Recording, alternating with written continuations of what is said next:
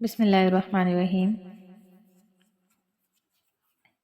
دنیا کی ایک واضح حقیقت ہے کہ خوشی میں ہر کوئی ساتھ ہوتا ہے، لیکن ایک بات یاد رکھیں کہ غم میں آپ کے اپنے ہی آپ کے ساتھ ہوتے ہیں، وہی آپ کا ساتھ نبھاتے ہیں۔ تاریخ میں دیکھ لیں، واقعہ افق کے موقع پر انصار کی ایک عورت سیدہ عائشہ رضی اللہ تعالی عنہا کے پاس آئی اور کچھ کہے بغیر ان کے ساتھ مل کر ان کے غم میں بہت روئیں۔ سیدہ عائشہ رضی اللہ تعالی عنہا نے فرمایا، میں اس عورت کا اپنے غم میں یوں شریک ہونا کبھی نہیں بھول سکتی۔ آپ دیکھیں گے کہ آسائشوں میں ہر کوئی ساتھ رہتا ہے، آپ سے در حقیقت وہی محبت کرتا ہے جو تنگی میں بھی آپ کے ساتھ ہو، جو ہر وقت آپ کا ساتھ نبھائے، جو آپ کے مشکل ٹائم میں آپ کے کام آئے۔ اپنے تو وہی ہوتے ہیں۔ آپ دیکھیں کہ جب اللہ سبحانہ تعالیٰ نے تبوک سے پیچھے رہ جانے کے جو مسئلے میں سیدنا کعب رضی اللہ تعالیٰ عنہ کی توبہ قبول کی اور وہ ایک تکلیف دہ بائیکاٹ کے بعد مسجد میں داخل ہوئے تو سیدنا طلحہ رضی اللہ تعالیٰ عنہ ان کے استقبال کو لپکے اور انہیں گلے سے لگایا۔ سیدنا کعب رضی اللہ تعالیٰ عنہ نے فرمایا، میں طلحہ کا مجھے یوں مبارکباد دینا کبھی نہیں بھول سکتا۔ بعض اوقات آپ کو صرف کسی دوست کی طرف سے ایسے ہی لپکنے اور گلے لگانے کی ضرورت ہوتی ہے۔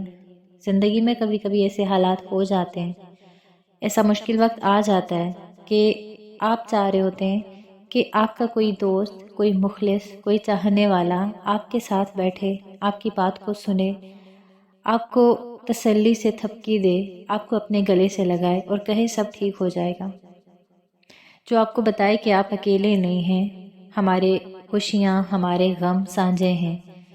زندگی میں کوشش کریں آپ کسی دوسرے کے لیے بالکل ایسے ہی بن جائیں، آپ اس کے غم بانٹنے والے بن جائیں۔ جب کوئی دکھ، کوئی تکلیف آپ کو اپنی بتائے یا سنائے، آپ ہرگز اپنی تکلیف کا اس کے ساتھ موازنہ مت کریں۔ آپ یہ مت کہیں کہ تمہارا دکھ میرے دکھ سے بڑا تو نہیں ہے، یا میں تم سے زیادہ دکھ سے گزر گیا ہوں یا کچھ بھی، بلکہ آپ سنانے والے کو غور سے سنیں۔ آپ دکھ کا تو کوئی پیمانہ نہیں ہوتا کہ آپ وہاں پہ اسے ناپنا شروع کر دیں۔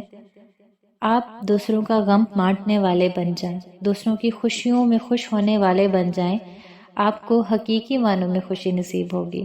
دوسروں کی خوشی کو دیکھیں تو اس کے ساتھ شریک ہوں، نہ کہ جیلسی والا رویہ اپنایا جائے۔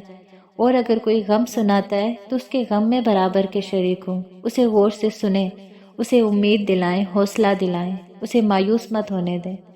یہ اللہ کا خاص کرم ہوتا ہے کہ اللہ کا کوئی بندہ آپ کو اپنا غم سناتا ہے یا آپ کو اپنا دکھ بتاتا ہے یا پریشانی بتاتا ہے۔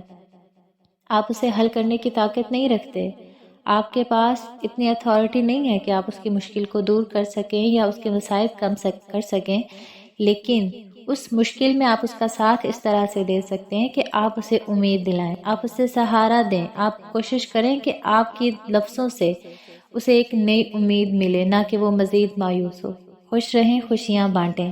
اللہ سبحانہ تعالی ہم سب کا حامی و ناصر ہو۔